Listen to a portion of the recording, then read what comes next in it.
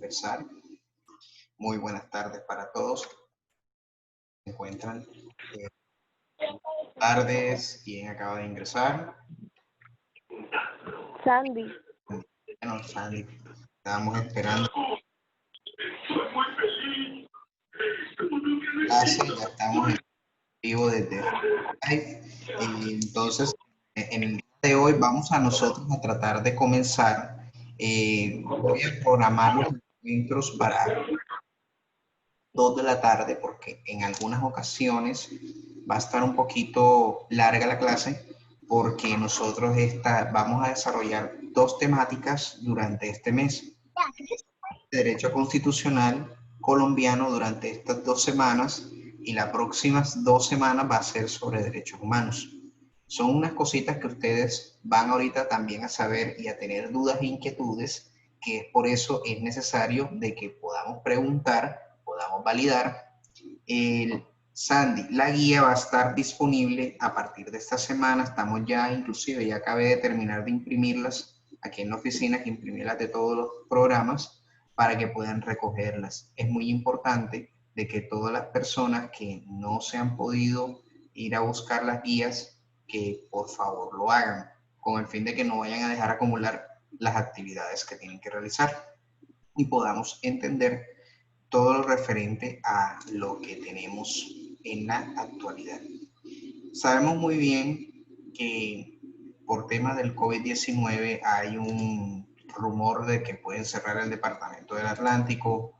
Estamos todavía a expensas de lo que pueda suceder con respecto a ese tipo de medida que va a ser para confrontar la indisciplina de muchos, de muy pocos que están ayudando a contrarrestar y a propagar más rápido el coronavirus. Entonces, en el día de hoy vamos a comenzar el módulo de Derecho Constitucional Colombiano. Sabemos que en el periodo pasado vimos lo que era la teoría constitucional, pero esta vez ya vamos a dar un poco más enfocado a los derechos constitucionales colombianos. Ustedes saben que cada país tiene un derecho constitucional totalmente diferente. Nosotros no somos la excepción. Entonces, el derecho constitucional colombiano se basa en unos principios fundamentales. Uno de ellos, como estuvimos hablando en las clases pasadas, sobre el preámbulo de la Constitución. El preámbulo, que es lo que nosotros estuvimos hablando del desarrollo del objetivo del Estado con sus ciudadanos. Establece un norte, que es lo que nosotros estuvimos hablando, que el pueblo de Colombia, que fue lo que nosotros estuvimos hablando, quien lo representó, nuestros padres en el año 1990, fueron llamados a una Asamblea Nacional Constituyente, que del cual realizó la elección de dichos representantes a través del voto popular de una séptima papeleta, que es lo que se denomina como movimiento, que ahora vamos a ver un video introductorio de ello, que es lo que nosotros tiene como una antesala de la Constitución. Para los que están en llamada telefónica van a escuchar el audio, que realmente es algo muy, muy bonito. No van a mostrar imágenes, pero sí van a comentar un poco del proceso de la séptima papeleta. En ocasiones hemos hablado de por qué se realizó este movimiento. Ustedes saben que nosotros elegimos a nuestras autoridades y ese año hubo elecciones, que de los cuales repartían Senado, Cámara de Representantes, consejos, asambleas, alcaldías, una consulta del partido, presidencia, una consulta del Partido Liberal, que del cual un movimiento estudiantil organizó de que se diera en esas mismas elecciones una séptima papeleta. Esa séptima papeleta decía un plebiscito por Colombia, para el cual exhortaba al presidente en turno generar y convocar una asamblea constituyente para que los acuerdos que se quedaran plasmados en un nuevo pacto de una constitución que llevaba más de 100 años en el país en vida jurídica. Van a encontrar ustedes en ese video, los que pueden verlo, sobre Claudia López, la actual alcaldesa de Bogotá, perteneció a ese movimiento. Es una historia muy hermosa porque ella decía que el día que me tocaba a mí generar mayoría de edad, que la cédula mía no se encontraba lista, en su momento ella quería votar por cualquiera de los que habla sobre el antecedente. Luis Carlos Galán Sarmiento, que fue asesinado, Carlos Pizarro, que también fue un candidato y también fue asesinado. Entonces, ahí es donde nosotros comenzamos a ver los pactos que cada uno de ellos fue generado a través de la Constitución nueva. Esta Constitución tiene un enfoque más social, un enfoque humanista, porque si nosotros nos ponemos a analizar una de las actividades que ustedes realizaron sobre las constituciones de que nosotros hemos tenido, la constitución que está más completa es esta, la actual, porque protege derechos que no estaban contemplados dentro de la Constitución de 1886, ni estaban contemplados en las otras constituciones. Debido a una mala traducción de lo que son los derechos humanos del hombre y del ciudadano de Francia, eso hubo una mejoría con la actualidad, que del cual vamos a ver cuáles fueron sus antecedentes, que yo no los voy a profundizar porque ya nosotros estuvimos hablando de ella. Entonces, cuando hablamos que el preámbulo de la Constitución habla sobre invocando la protección de Dios, que es lo que nosotros hablamos, que Colombia es un Estado laico, fortalece la unidad de la nación, o sea, quiere decir que la nación va a estar vinculada a un solo poder unitario que se gobierna desde Bogotá. Y debe de garantizar todos los derechos fundamentales, como la vida, la convivencia, el trabajo, la justicia, la igualdad, el conocimiento, la libertad y la paz. Impulsando también las relaciones entre la comunidad latinoamericana y el Caribe. Que eso es lo que nosotros básicamente está hablando ella. Muy importante que todo este módulo vamos a trabajar con la Constitución. Puede servirles la Constitución que ustedes tengan en sus casas, que me imagino que durante alguna vez en el colegio les pidieron una Constitución. Como la Constitución no ha cambiado, en algunos casos, si está actualizada, maravilloso. Pero hay cositas que sí pueden decirles a ustedes que pueden dudar en muchísimos aspectos. Por ejemplo, a mí me sucedió un caso de que un estudiante me tenía una constitución válido que estaba hablando en el año 2006, que hablaba de la reelección presidencial.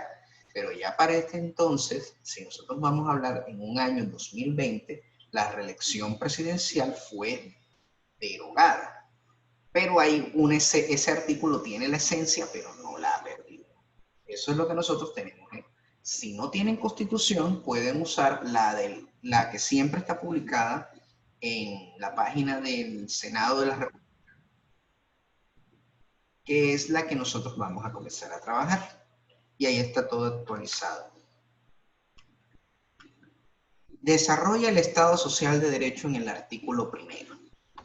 Habla de que nosotros somos un Estado social de derecho, organizado en república unitaria, descentralizada, con autonomía en sus entidades territoriales, democrática, participativa y pluralista, fundada en el respeto de la dignidad humana, en el trabajo, la sociedad, las personas que la integran y la prevalencia del interés general. Cuando nosotros hablamos de una república unitaria es que solamente hay una sola jurisdicción a nivel nacional con respecto a las altas cortes, un poder nacional que legisla para todos, que es el Congreso de la República, y un alto ejecutivo nacional, que es el que nos representa a todo el Estado, que es igual al presidente de la República. Descentralizado porque cada departamento tiene unos recursos y unas ciudades capitales, y por eso es que habla sobre la autonomía de los entes territoriales. Cada ente territorial, con respecto a lo que recauda de dineros, de impuestos, lo reinvierte dentro del mismo municipio o distrito, y el resto de los dineros que no reinviertan ya van directamente hacia Bogotá. Eso es lo que denomina la autonomía de las entidades territoriales. Democrática, participativa y pluralista es porque hay múltiples partidos, es totalmente democrático, tenemos que elegir a nuestros representantes y tenemos que participar de los procesos ciudadanos y movimientos ciudadanos que se generen aquí.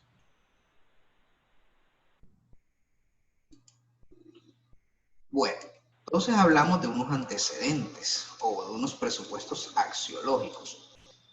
Todos estos elementos, como la Segunda Guerra Mundial, el nacimiento de las Naciones Unidas y la Declaración Universal de los Derechos Humanos, ayudaron y contribuyeron a que todos los estados debían transformar la forma de relación que tenían con sus ciudadanos. Es por eso que cuando las Naciones Unidas nace después de la Segunda Guerra Mundial, establece de que el Estado debe de transformarse y hacer una unificación de Estado. Por eso es que se denomina Estado Social de Derecho, que es una combinación del Estado social de la Constitución de Weimar alemana y de la Estados de Derecho que siempre ha existido a nivel mundial. La única que no ha tenido transformación es la de Estados Unidos, que es la Constitución de Filadelfia, que sí ha tenido enmiendas, pero no ha hecho la transformación como tal de Estado Social de Derecho. Pero a nivel latinoamericano, a nivel europeo, a nivel asiático, han hecho estas transformaciones. Ustedes saben que nosotros, en nuestro país, ha vivido una historia de guerrillas y de narcotráfico. Narcotráfico entre la guerra de Medellín. ¿Quién acabó de ingresar? Gire Figueroa, buenas tardes. Buenas tardes, Gire. Ya voy a autorizar tu nombre.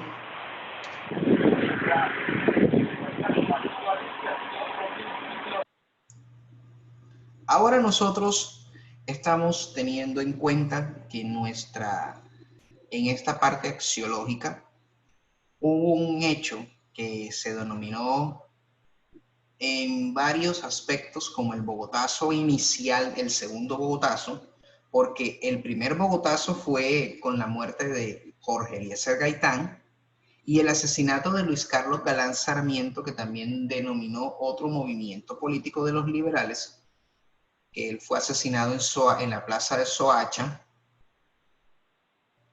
enviado por el cartel de Medellín, en cabeza de Pablo Escobar, y más todo lo que tiene que ser comprobado por agentes del Estado.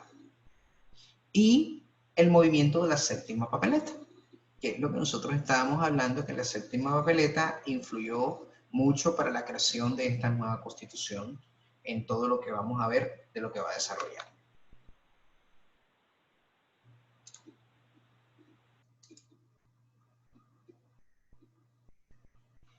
Bueno, nosotros hablamos de unos fines que nosotros tenemos. El Estado tiene como fin servir a la comunidad. O sea, el Estado no puede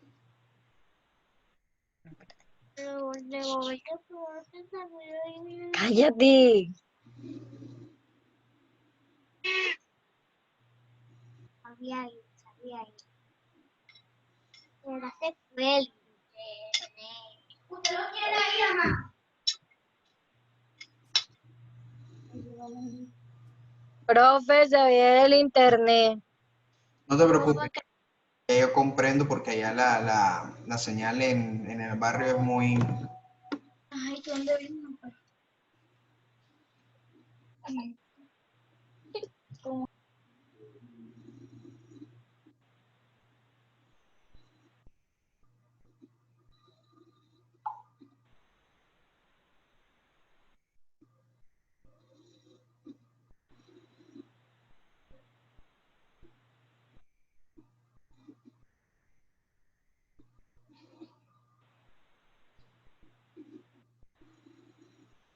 Perdón que estoy contestándole a uno de sus compañeros. 880-997-32-445. Numeral. Listo. Entonces, cuando vemos que el Estado tiene que servir a la comunidad, es que el Estado no puede hacerse la oreja sorda, el oreja sorda con todas las necesidades que tiene la comunidad. Es decir, pasa una situación de calamidad que normalmente en estas épocas de lluvias puede presentarse un derrumbe, el puente se puede caer o problemas de movilidad. El Estado tiene que su accionar tiene que cumplirle a la comunidad en lo que requiere. Y es por eso que no solamente es de tipo material, formal, también, y también en servicios, como el servicio a la salud, la educación, esparcimientos recreativos, todo lo referente a ello. Debe promover la prosperidad general y garantizar la efectividad de los principios, derechos y deberes consagrados en la Constitución. Está obligado a que todos los ciudadanos cumplamos con la Constitución y también debemos promover la prosperidad. La prosperidad que debe ser que una persona pueda tener el ingreso para poder sostenerse, aunque este principio le falta un poco más en el desarrollo, pero está contemplado en nuestra Constitución. Facilitar la participación de todos en las decisiones que lo económica. Buenas tardes, ¿quién acaba de ingresar? Lady. Listo, Lady, ya te tengo acá relacionada. Ok. Bueno, entonces tenemos nosotros la participación de todos en las tomas de decisiones en los que los afecten en vidas económicas. Miren que nosotros nos hacen las respectivas consultas. Ustedes saben, hubo un proceso de paz en el año 2016 que finalizó, convocaron un plebiscito, que sus papás en algunas ocasiones fueron después de lluvia, porque ese día nos había azotado un huracán que se llama Matthew a nivel costa, que afectó el desarrollo del plebiscito. El plebiscito decía que si nosotros apoyábamos los acuerdos, sí o no.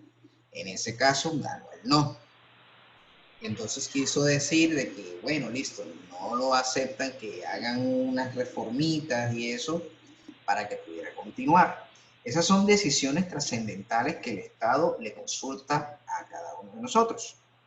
Y es por eso que cuando uno quiere reformar la Constitución de fondo, tiene que pedirle permiso a la Corte, que vaya por ley y que tiene que ser sometido a votación. Si nosotros decimos que no es necesario reformar la Constitución, ese es el no que sirve para nuestro desarrollo. Defender la independencia nacional de otros estados, no dejarse agredir de otros estados, el respeto por la autodeterminación de los pueblos y mantener la integridad del territorio. Todo lo referente a que debe de conjurar, si hay desarrollo de guerra civil interna, debe de asegurar el orden público, una convivencia pacífica y la vigencia del orden justo. Básicamente estos son los fines que el Estado se propone para comprender, continuar su labor con la ciudadanía.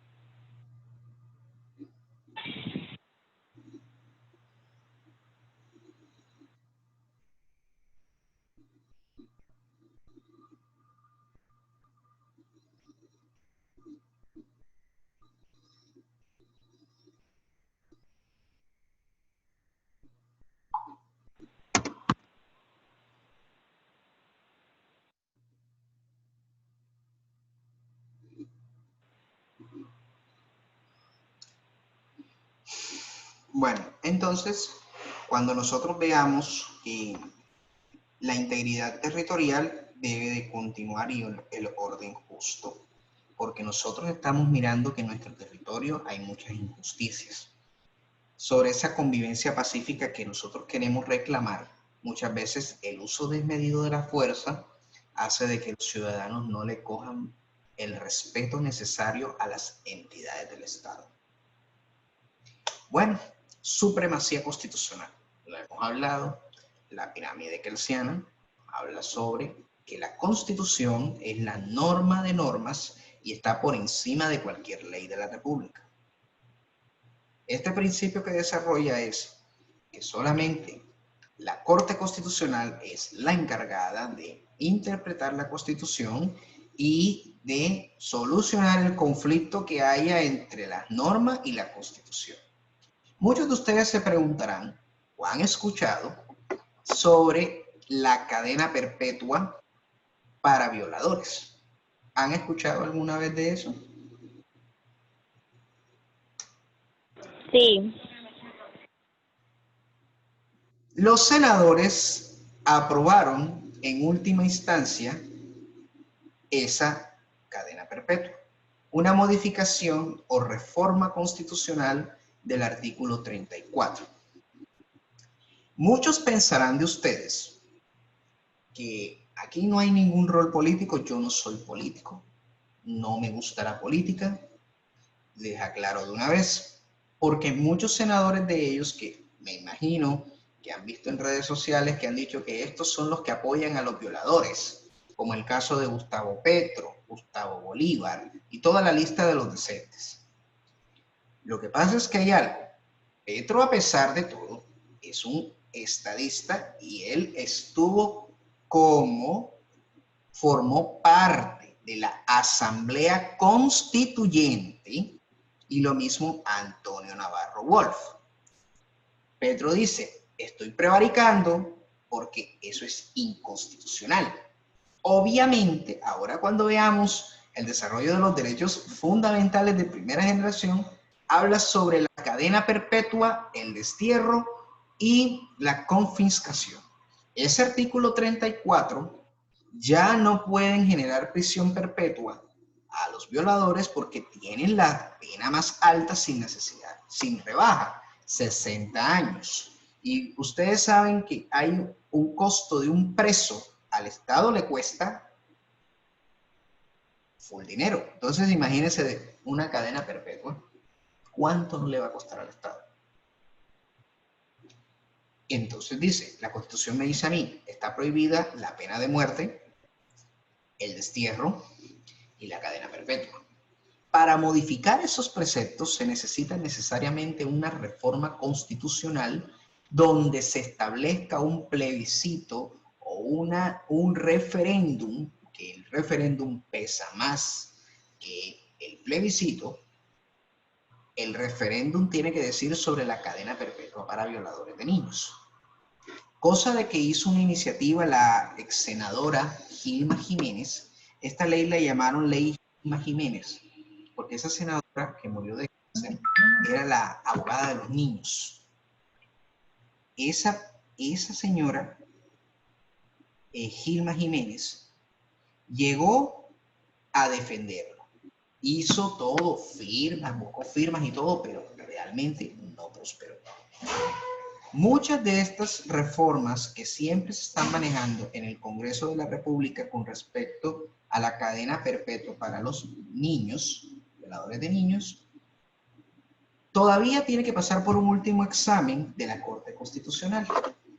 Cuando llega a la Corte Constitucional, el escenario que nosotros como abogados revisamos es que la Corte Constitucional va a reversar dicha medida. Buenas tardes. Conectar.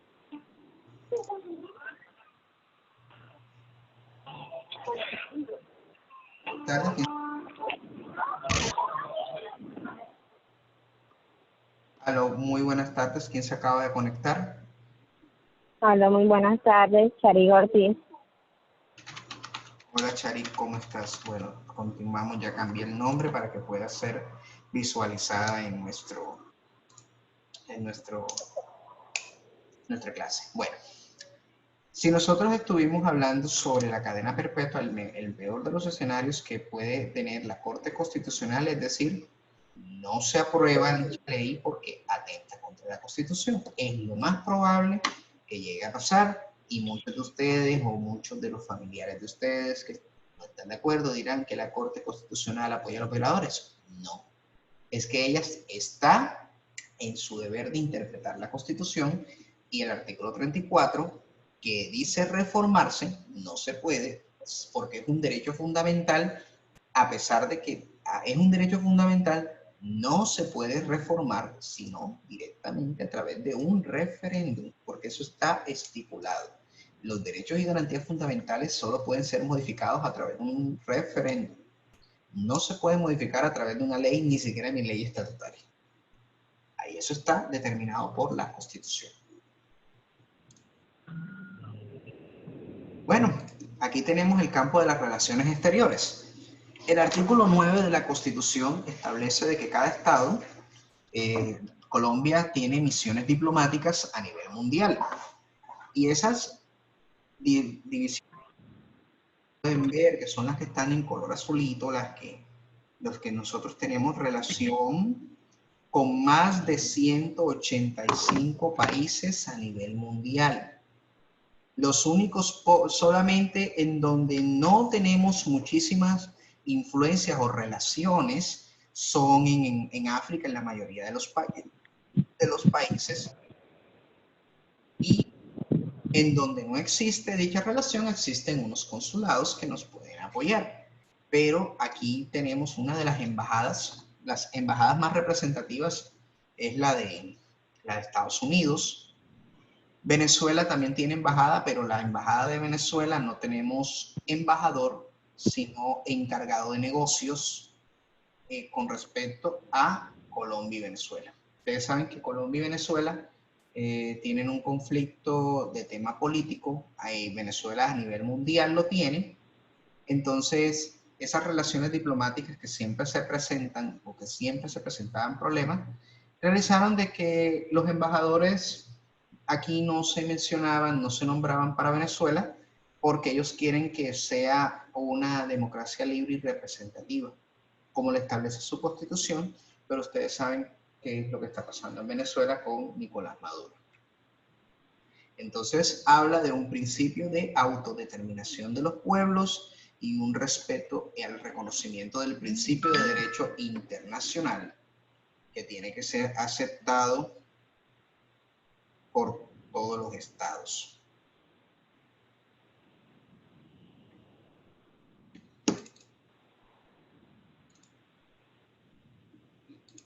Pues bueno, los derechos constitucionales que nosotros desarrollamos son garantías que nosotros nos tenemos como tal, que son de obligatorio cumplimiento por parte del Estado y de nivel internacional, porque se hablan de 3 generaciones de derechos que de los cuales nosotros tenemos que cumplir. Como Estado está la obligación de garantizarle esos derechos a usted. Como por ejemplo, tenemos los de primera generación, están desde el artículo 11 al artículo 41. En su orden, pues obviamente los más importantes. Está el derecho a la vida, la prohibición de desaparición forzada, torturas, tratos y penas crueles, el derecho a la igualdad, a que le reconozcan su personalidad jurídica, la intimidad personal, el libre desarrollo de la personalidad, la prohibición de la esclavitud, servidumbre y trata de personas, libertad de conciencia, de cultos, expresión, el derecho a la honra, la paz, la no repetición de actos de guerra, el derecho de petición, la libre circulación, un trabajo digno, libertad de escoger profesión u oficio, libertad de enseñanza, la libertad individual que nosotros tenemos cada uno de nosotros, el debido proceso, Bueno, uno también que ya debemos de saber, el habeas corpus, que es el derecho a que está privado de la libertad y no le han resuelto el motivo de por qué está usted detenido, tiene que generar la salida a las 36 horas siguientes después de su detención, para que ustedes sepan un poco más sobre lo que es el habeas corpus, que es cuerpo, que haya cuerpo libre o libertad, porque usted no puede ser privado de la libertad si usted no tiene ningún motivo. Tiene derecho al debido de que usted no le tienen que garantizar todas las garantías constitucionales en su proceso. Por eso es que normalmente cuando los capturan, les dicen, no puede, cualquier cosa que usted diga puede ser utilizada en su contra, tiene derecho a un abogado. Si no posee el recurso para pagarlo, el Estado le proporciona uno de oficio. El Estado está en la obligación de cumplir esa garantía. Es por eso que muchos de los casos de los delincuentes, claro que si ven un mal procedimiento, por eso salen a la calle. Porque eso siempre tiene que respetarse el procedimiento, porque es un procedimiento constitucional. También se garantiza la doble instancia. Quiere decir de que si usted pierde un proceso, usted puede continuar y decirle, no, no me gusta la decisión, la apelo, y sigue a la siguiente instancia. El juez de la siguiente instancia no puede desmejorar lo que usted le aprobaron o lo que usted pretende pelear. Porque normalmente el Estado, cada vez que lo demandan, siempre apela a las decisiones. Porque el Estado, con el artículo 90, que es el precepto, dice el Estado es responsable de todos los actos que realicen sus servidores públicos. Entonces, por ejemplo, se cae el puente, vamos a poner el ejemplo. Sandy vive al lado de un puente. Resulta que ese puente lo van a realizar nuevo. Resulta que reconstruyen el puente, hacen un megapuente que le ponen, que antes era de 2 calzadas y ahora es de 6, pero resulta que tiene un problema. El problema es que cada vez que llueve,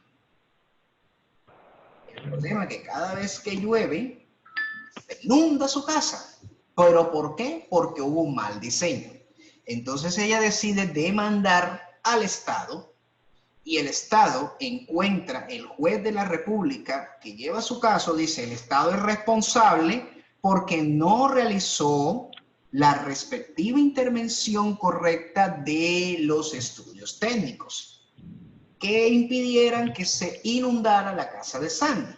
Entonces, a Sandy le reparan a través de un denominado del daño emergente y el lucro cesante, porque si es una casa que ella resulta que la tenía en alquiler, en las habitaciones, en pensión, varios pensionados, pero les tocó y perdió la plata porque normalmente cada pensionado recibía 500,000 pesos al mes, por poner un ejemplo. Entonces resulta que ese daño y ese lucro cesante que ella dejó de recibir, se lo reparan. Entonces el Estado es responsablemente. Entonces el Estado dice, yo apelo la decisión y va a una doble instancia. Y esa doble instancia me dice, no señor, se le debe de pagar a Sandy todo el valor correspondiente a la primera sentencia. O en el caso de que ellos no comprueben nada, no, sencillamente no, apelan la decisión. La pueden revocar o la pueden mejorar a favor del ciudadano. Por eso es que la Constitución dice, si va a una doble instancia, el juez de esa doble instancia no puede desmejorar lo que le aprobaron al ciudadano. Es por eso de que eso es la garantía que genera la doble instancia judicial. Le garantizan al delincuente cuando es sorprendido en flagrancia, lo que estábamos hablando, no puede ser nadie detenido si no existe una prueba. Y por eso ahí también se garantiza. La confesión contra sí mismo o contra familiares. Resulta que un familiar suyo comete un delito. Usted no está obligado a declarar en contra de su familiar. Puede guardar el silencio. No puede estar obligado a declarar ni contra sí mismo, ni con su familiar. Usted no se puede ser culpable de todas las culpas. A pesar de que sí puede ser, pero usted no está obligado a confesarse en sí mismo, sino que lo dejan desvirtuar sobre las pruebas. Y lo que estábamos hablando ahorita, el artículo 34, sobre la prohibición de la cadena perpetua, el destierro y la confiscación.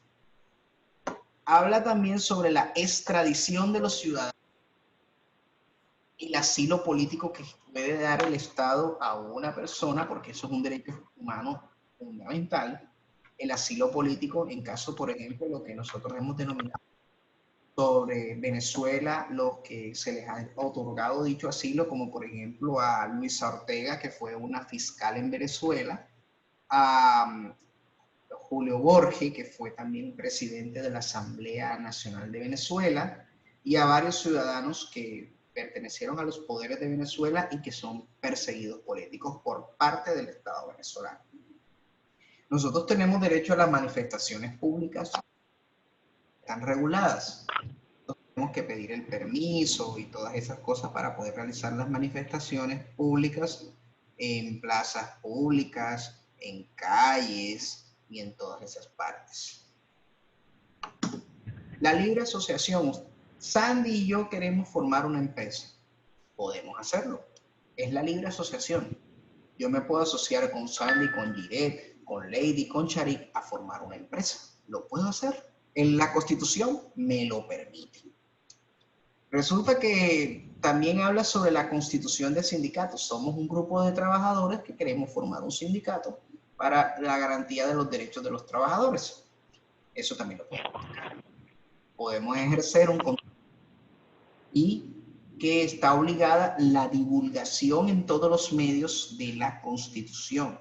La Constitución tiene que ser obligatoriamente impartida en todas las instituciones educativas. Es por eso que habla sobre la obligación de que todo tiene que estar incluido dentro de su plan de estudios, independientemente del grado en que estén. Muchas veces, pues en el caso mío, en el Mera del Mar, cuando estuve estudiando bachillerato, me lo impartieron en el 10º.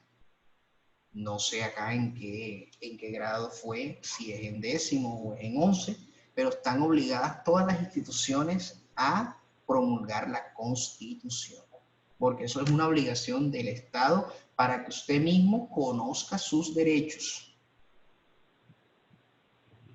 Tenemos unos derechos de segunda generación que están desde el artículo 42 hasta el artículo 77, que son los derechos sociales, económicos y culturales. El derecho a la familia es uno de ellos, la igualdad de género, los derechos fundamentales de los niños, a que tienen derecho los niños, los derechos de ustedes como adolescentes, la asistencia a los de la tercera edad y a las de condición de discapacidad, la seguridad social, que no solamente es salud, sino salud, pensión, riesgos profesionales para el caso de todas las personas que están trabajando, la atención en salud que todos nosotros como colombianos tenemos derecho en todo el territorio nacional, los niños menores de 1 año que también tienen una prioridad, la vivienda, el fomento del deporte y manifestaciones recreativas y culturales, el trabajo, un estatuto general del trabajo que habla sobre la capacitación de todos los empleados, una negociación colectiva que se hace cada vez que hay un sindicato, genera un pliego de peticiones, una huelga, que el derecho a la huelga, que ustedes saben que la huelga que se convocó, la huelga última que hubo, que fue la de los pilotos de Avianca, la Corte la declaró ilegal en el sentido de que es un servicio público esencial, que es en el caso del servicio de transporte, que fueron determinados por el legislador, y uno de ellos es el servicio de transporte. Es el único servicio, los servicios esenciales que no pueden llegar a huelga: la salud, la educación, los servicios de transporte aéreo, marítimo, terrestre no pueden tampoco paralizar, porque eso es un deber estatal de garantizar dichos servicios, y los servicios públicos tampoco. Entonces también ahí habla sobre los estímulos que los trabajadores que participen en la gestión de las empresas.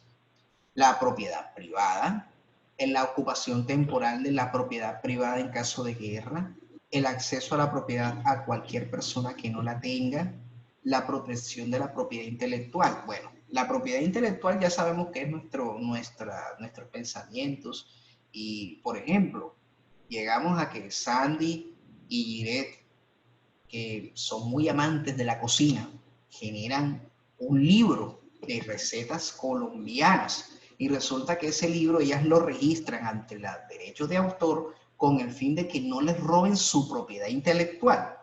Eso es lo que denominamos la protección de propiedad intelectual.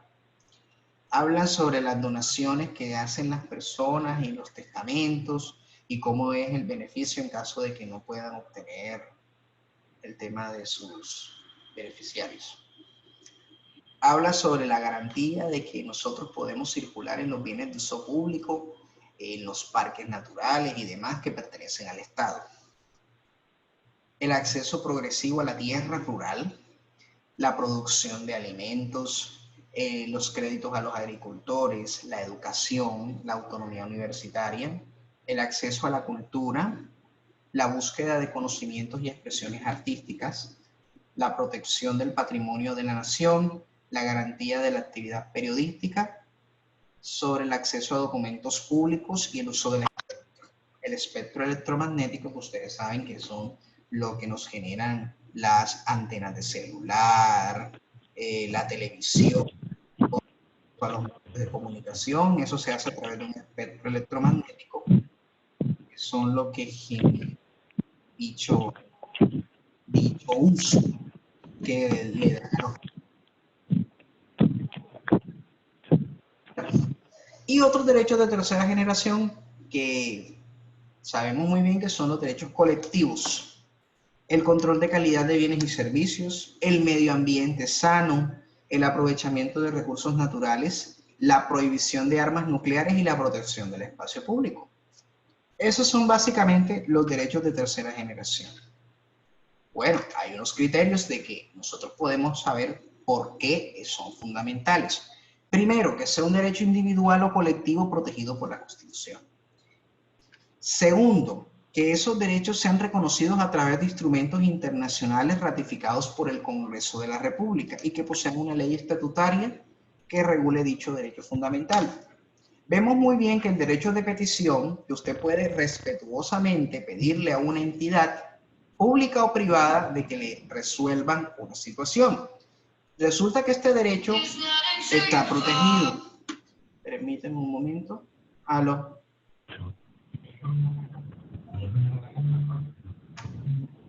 ¿Es de aquí? Los regulares están por debajo del 70%. Por debajo del 60%.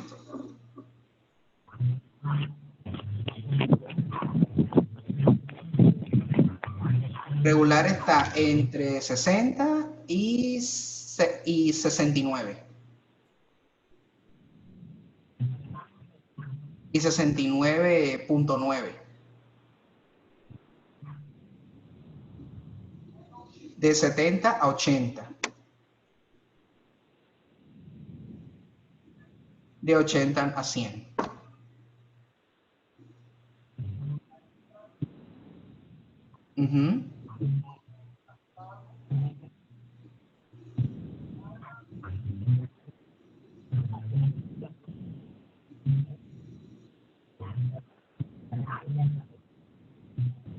Correcto. Que si se conecta a la clase sincrónica, si se... Hay un ruido que no me escucha bien. Claro, la lista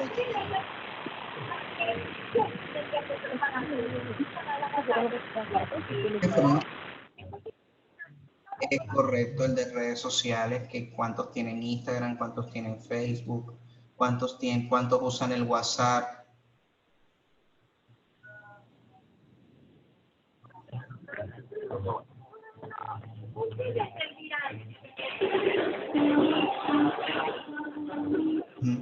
No puedo escuchar, hay un ruido que no me permite escuchar. ¿Quién será? Bueno, diferente de todo. Gracias, Patricia.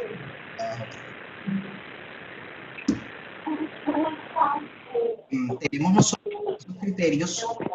El derecho de petición está protegido porque aparece en la Carta de la Declaración Universal de los Derechos Humanos y está regulado en una ley estatutaria que es la 1755 del año 2015. Miren que eso regula esos derechos a nosotros podemos pelearlo, porque existe el mecanismo. Por eso es que se declara derecho fundamental. La jurisprudencia habla de que tenemos una línea jurisprudencial. ¿Qué es una línea jurisprudencial? Básicamente la elección de una sentencia donde te habla por primera vez de un tema y de ahí siguen las posteriores en un nivel cronológico. Después voy a realizarles a ustedes un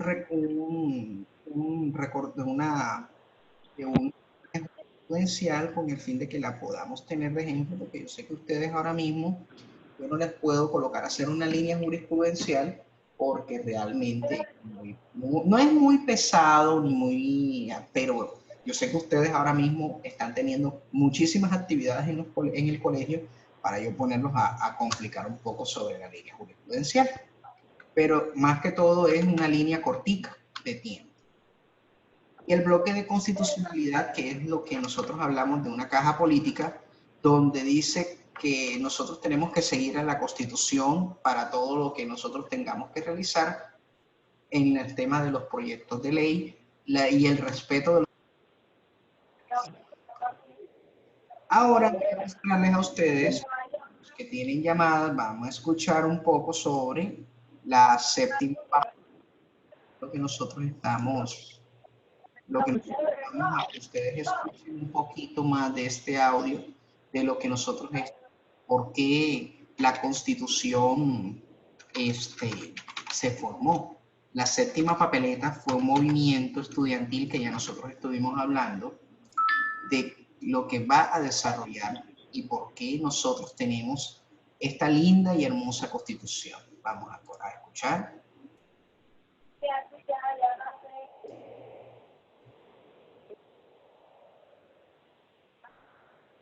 Fue testigo de un hecho histórico que marcó el rumbo de la democracia de Colombia. Estudiantes de universidades públicas y privadas, junto a profesores, impulsaron el cambio hacia una nueva constitución, pues la que en ese entonces regía el país tenía más de 100 años. Si bien ese día los ciudadanos estaban convocados a las elecciones para Senado, Cámara, asambleas, consejos, alcaldías y una consulta interna del Partido Liberal, es decir, debían depositar 6 papeletas. Por iniciativa de este movimiento se sumó una papeleta espontánea, en la que se reclamaba la convocatoria de una Asamblea Nacional Constituyente.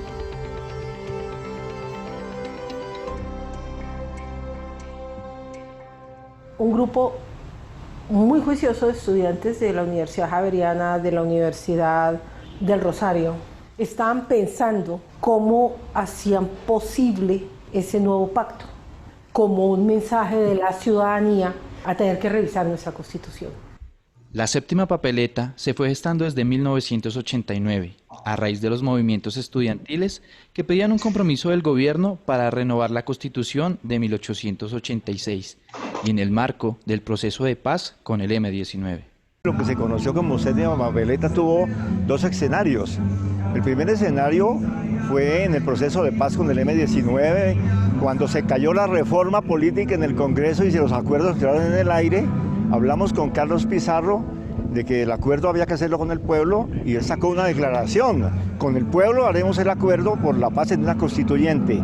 Y se redactó el primer texto de papeleta en diciembre del año 89. Luego se hicieron reuniones con algunos delegados de estudiantes y de universidades y se perfeccionó ese texto. Nosotros teníamos una serie de claridades y era que el Congreso no respondía a las necesidades del país.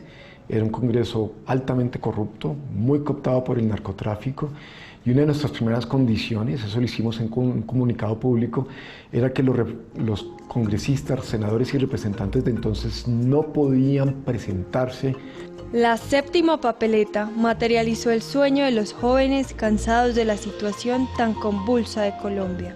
Una vez en una clase de constitucional, yo le planteé a algunos estudiantes en el Rosario la posibilidad de que hubiera una consulta informal. Yo dije, ¿por qué no pensamos en un mecanismo informal, extra Congreso, que es simplemente un papelito que meten todos los ciudadanos a las urnas? Yo estaba en segundo semestre en la Universidad Externa de Colombia. Había recién llegado de Cali.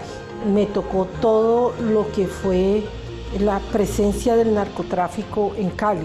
Yo era estudiante de la Universidad Distrital, estudiaba licenciatura en Biología.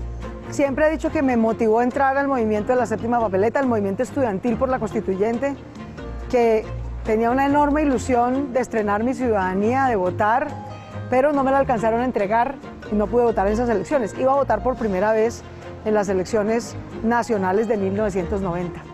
Y entre que me entregaron la cédula y llegué a las urnas, los 3 colombianos por los que yo hubiera querido votar a la presidencia los habían asesinado. Luis Carlos Galán lo habían asesinado, Carlos Pizarro y Bernardo Jaramillo. Recuerdo que el martes posterior al asesinato de Luis Carlos, que debió ser el 22, la marcha de las universidades privadas. Con el asesinato de Galán comienzan a sesionar unas mesas de trabajo, pero estaba marchando todavía alguna luz en el Congreso porque había un proyecto de reforma constitucional del presidente Barco en el Congreso que colapsa o naufraga precisamente el día que matan al mexicano, el 15 de diciembre del 89, porque ese día en la Comisión Primera del Senado, parlamentarios lobistas del narcotráfico le meten un mico al proyecto de reforma constitucional, que era la consulta sobre la extradición para los narcotraficantes. No podíamos ni avanzar en el Congreso ni podíamos avanzar en la Corte Suprema hacia una modificación constitucional. ¿Eso qué significaba? Que tenías que derrumbar las bases mismas de lo que estabas haciendo y transgredir eso para poder avanzar hacia un nuevo pacto.